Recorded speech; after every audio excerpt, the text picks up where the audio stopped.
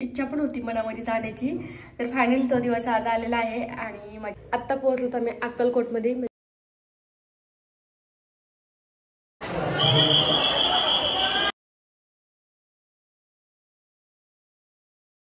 तुम्ही सर्वजण मस्त आणि मजामध्येच असाल। तुम्हा सर्वांचं माझ्या चॅनलवरती स्वागत आहे। तर तुम्हाला मी कालच्या व्हिडिओमध्ये सांगितलं की आम्ही चाललेलो आहोत आज कुठेतरी बाहेर। तर आम्ही चाललेलो आहोत, आत्ता सांगू का? आत्ता सांगते कारण की तुम्हाला टायटलवरनं कळालेलंच असेल। आम्ही चाललेलो आहोत अक्कलकोटला। तर फायनली स्वामींनी आम्हाला बोलवलेलं आहे आणि ह्या वर्षी आम्हाला जायचं होतं। तर वर्षातले शेवटचे काहीच दिवस अजून बाकी आहेत। तर म्हटलं जाऊन यावं कारण की आम्ही प्रत्येक वर्षी जातो, मी किंवा राया। मी लास्ट इयर गेलेली, तर ह्या वर्षी आम्ही गेलेलो नाही आणि खूप दिवसाची इच्छा पण होती मनामध्ये जाण्याची। तर फायनली तो दिवस आज आलेला आहे आणि माझी तब्येत बरी नाही आहे कारण की मला सर्दी झाली आहे। तरी एक दिवसासाठी जाणार आहोत आणि आमच्यासोबत म्हणजे भाऊजी आणि मीनाचं काही नक्की नव्हतं ते येणार आहेत म्हणून, कारण भाऊजीला सुट्टी नाही आहे।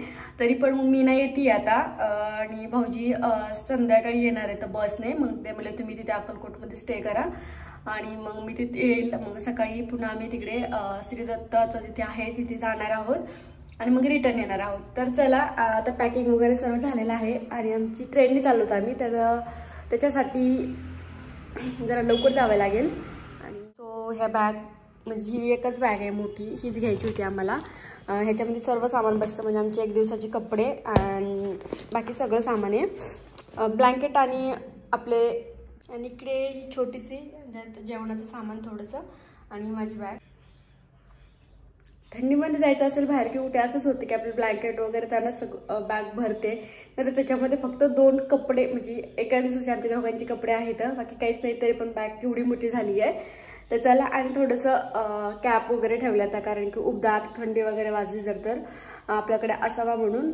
तर चला आणि टॉवेल वगैरे आंघोळ केलं तर एवढंच आहे, पण खूप मोठी झाली बॅग। असं वाटतं की 2-4 दिवसासाठी चाललेलो आहोत।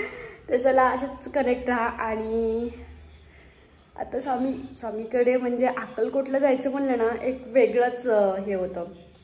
तर फायनली चाललेलं आहोत। तर चला अमृताची गोडी भोळा सदाशिव लावण्याची नोणी स्वामी माझं। ओके, मी स्वामीकडे दिगंबराया स्वामी मला भेट द्या देणार आज भेट। दत्ताला उद्या जातो आज स्वामीकडे।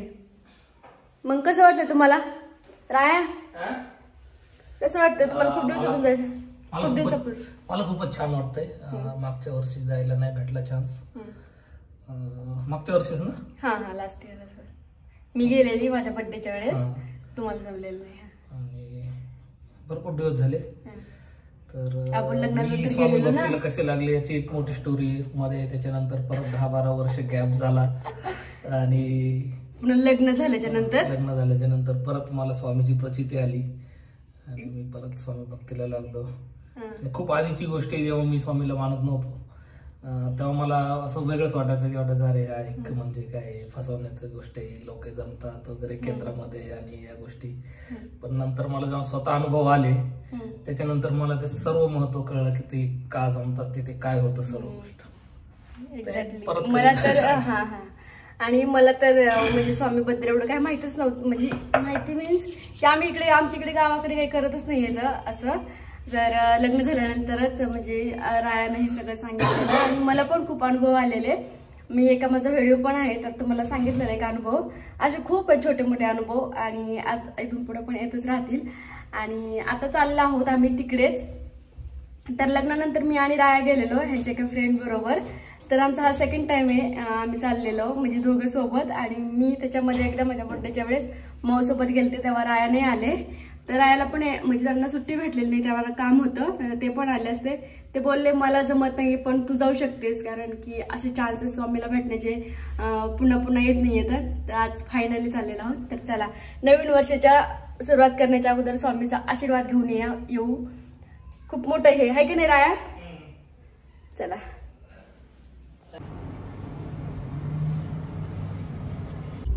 सो आम्ही ट्रेनने चाललो होतो। तर आम्हाला रेल्वे स्टेशनपर्यंत जाण्यासाठी आम्ही ओला बुक केली आणि मीना आमच्यासोबत होती। भाऊजी पण येणार होते पण अचानक ते आजारी पडले, त्यांना सुट्टी भेटली नाही, त्याच्यामुळे आम्ही तिघेच गेलो आणि ते पाठीमागने येणार होते। आणि आता ट्रेन रेल्वे स्टेशनवरती पोहोचले, पण आमच्यासोबत एक गंमत झाली. चाललेला आहोत बसने, तर तुम्हाला बस ट्रेनने बोललो होतं आणि बसने काय चाललं होतं, आमची ट्रेन मिस झालेली आहे आणि खूप त्रास झाला आम्हाला याचा. मीनाच्या लाईफमधला पहिला ट्रेनचा प्रवास मिस झाला. कसं वाटतंय? ती खुश होती जरा, कारण जायचं होतं म्हणून. आपण आता काय आता बस नाही, ते पण बस पण एवढी काही चांगली नाही आहे. म्हणजे आता किती वेळ लागतो, 5 तास लागतो जायला सोलापूरलाच. तिथनं अक्कलकोट कसं काय खूप भूक वगैरे लागली. आम्ही सकाळी खूप लवकर आलेलो. समोरच आमच्या ट्रेन गेली, पण आम्हाला काही कळलंच नाही. चला. आणि आमची ट्रेन मिस झाल्यानंतर राया बोलले की जे होतं ते म्हणजे कधी कधी चांगल्यासाठी होतं, की आपली ट्रेन मिस झाली हे स्वामीची इच्छा असू शकते एखाद्या वेळेस, कारण आपण त्यांच्याकडे चाललो आहेत आणि ते आपल्याबरोबर काहीच वाईट वगैरे होऊन देणार नाही. तर आपण आता बसने जाऊया. तर आम्ही लगेच बस पकडली आणि जाण्यासाठी निघालो, कारण आमच्या मनात एकदा पण विचार नाही आला की आपण आता घरी जावं की काय. आणि मी मीनाशी बोलत होती आता बस मिस झाली हे ते. आणि इकडे ही बस आमची पूर्ण गच्च भरलेली आणि हे बाबा उभा राहिलेले, खूप कसं तरी वाटत होतं त्यांच्यासाठी, पण त्यांना लगेच जागा भेटली. एक जणांना त्यांना दिली. आम्ही एका मावशीला जागा दिली होती.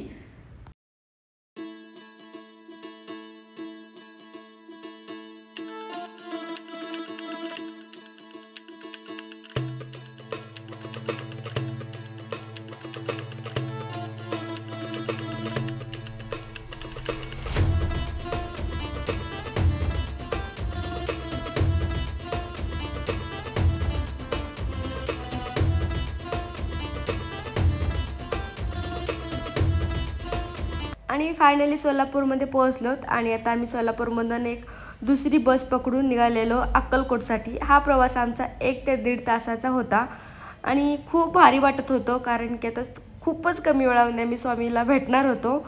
आणि तिथे त्या मंदिरामध्ये गेल्यानंतर एक वेगळीच एनर्जी, एक वेगळाच अनुभव आहे म्हणजे आमचा तरी तिथे.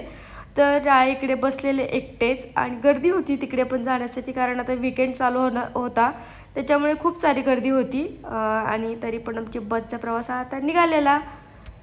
पोहोचलो तर आम्ही अक्कलकोटमध्ये, म्हणजे पोहोचलेलो खूप वेळ झाला आहे आणि आम्हाला इथे रूम भेटत नव्हती, तर फायनली भेटलेली आहे. आणि आता रेडी झालोत मंदिरात जाण्यासाठी. तर आता आरती आहे, तर आरती आम्हाला भेटते का नाही माहिती नाही, थोडंसं लेट झालं आहे. तर पटपट चाललं. तर आल्याच्या नंतर कुठे काय थांबलं ते सांगायचे तुम्हाला. तर राहायला खूप ताण लागले, तर चला. आणि मी साडी घातली कारण स्वामींचा येल्लो कलर फेवरेट आहे, सगळ्यांना चेंज केले. आणि इकडे तर पाठीमागं असंच आहे, म्हणजे इकडे राहण्यासाठी घर असतं ना अशी टाकी वेगळेच आहे, पण इकडे छान रूम आहे त्यांच्याकडे, म्हणजे फ्रेश असतो थोडं काय असं. आणि खूप आम्ही लक्की आहोत की आम्हाला स्वामीच्या आरतीचा इथे गेल्याच्या नंतर लाभ भेटला, कारण की आम्ही गेलो की लगेच आरतीला सुरुवात झालेली. त्याच्यामुळे आम्ही 1 तास आतमध्येच मंदिरात बसून होतो. ही आमच्यासाठी खूप भाग्याची गोष्ट आहे. आमची ट्रेन मिस झाली, आम्हाला ह्याचं काहीच वाटलं नाही, कारण की असं बोलतात ना, स्वामीची जी इच्छा होती की आम्ही त्यांची आरती अटेंड करावी, तो प्रसाद आम्हाला भेटावा आणि स्वामीचं दर्शन स्वामीच्या त्या अंगणामध्ये आम्हाला एवढा वेळ बसायला भेटावं. त्याच्यामुळे आम्ही खूप स्वतःला नशिबात.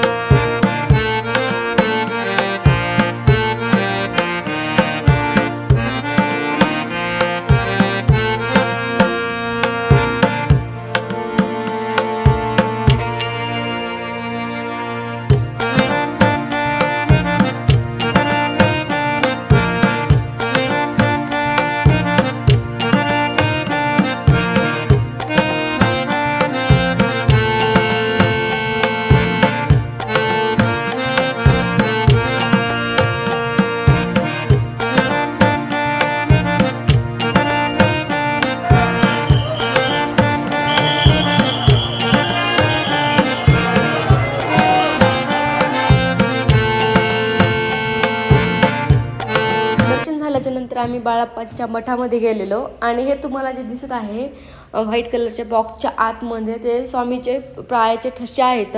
आणि बाळाप्पाच्या मठामध्ये असे जिथे जिथे हे बॉक्स केले तर व्हाईट कलरचे, तर त्याच्यामध्ये आपण पाय द्यायचा नसतो, कारण हे साक्षात आपल्या स्वामींच्या पायांचे ठसे आहेत. तिथे स्वामीच्या पादुका पण आहेत. आणि बाळाप्पा हे स्वामीचे खूप मोठे भक्त होते. त्यांच्या गुरुचरित्रामध्ये पण त्यांचं वर्णन केलेलं आहे. आणि आम्ही इथे लास्ट टाईम गेलेलो नव्हतो, एवढी चांगलं एक ठिकाण मला माहिती नव्हतं. तर इथे प्रत्येकाला अन्नदान म्हणजे तिथं प्रसाद भेटतो आणि छानपैकी आपण तिथं जाऊन जेवण करू शकतो. तुम्हाला म्हणजे एकदम मोफतमध्ये असा तो प्रसाद. तर हा ते होता म्हणजे डाळ, भात, चपाती, शिरा आणि भाजी. तर मग आम्ही तिथे मस्त सर्वांनी जेवण केलं आणि देन मग आम्ही जिथे रूम केलेली आम्ही तिकडे गेलेलो. खूप सुट्टी असल्यामुळे रूम वगैरे जास्त अवेलेबल नव्हत्या, थोडंसं ही कसरत करावं लागत होती. पण तुम्ही थोडंसं सर्च केल्यानंतर तुम्हाला तिथे चांगली रूम पण भेटते. आणि भक्ती निवासामध्ये अजिबात पण जागा नव्हती, लोकांच्या ओळखीने वगैरे रूम देत होते तिथे, पण आम्हाला नाही भेटली.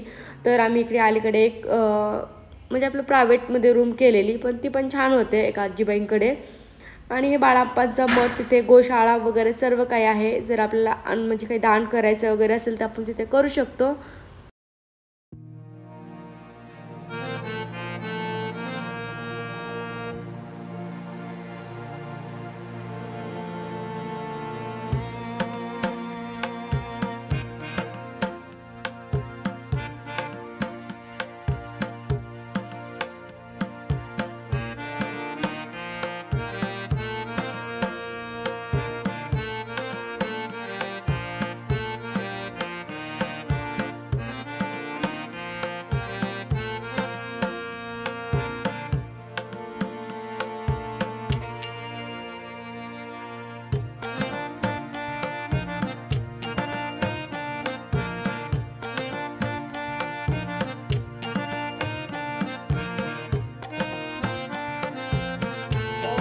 आम्ही आलेलो आहोत जेवून रूमवरती आणि राहा इकडे रुसून बसले. तर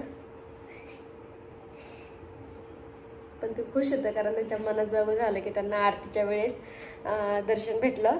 आणि आता सकाळी पण दर्शन घेऊन जाणार की नाही अजून कन्फर्म नाही आहे. म्हणजे रायांचं म्हणणं आहे की सकाळी पण आंघोळ करून दर्शन घेऊन नंतर श्रीदत्ता जिथे आहे तर तिथे जाणार आहोत. आणि भाऊजी येणार होते, त्यांचं पण अजून कन्फर्म नाही आहे. आणि इथे रूम पण भेटत नाही आहेत, सो म्हणजे ऑफ सीझनला भेटत असतील, पण आता सीझन आहे मला बोलतात ते की खूप गर्दी वगैरे आहे त्याच्यामुळं. आणि भक्ती निवासमध्ये आम्ही गेलेलो तिथे पहिल्यांदा, तर तिथे पण आम्हाला रूम भेटली नाही आहे. पण तिथे जास्त पैसे किंवा ओळखी वगैरे असल्यानंतर रूम देतात. तर आमच्यासमोर एक जणांना दिली, नंतर आम्ही इकडे आलो. तर आता इथे एक रूम घेतली आम्ही, ओकेमध्ये रूम. आणि चला छान दर्शन झालं, खूप भारी वाटलं. कसा वाटला व्हिडिओ नक्की कमेंट करून सांगा. आवडला असेल तर लाईक, शेअर, सबस्क्राईब करा. भेटूया उद्या एका नवीन व्हिडिओमध्ये. तोपर्यंत बाय, गुड नाईट.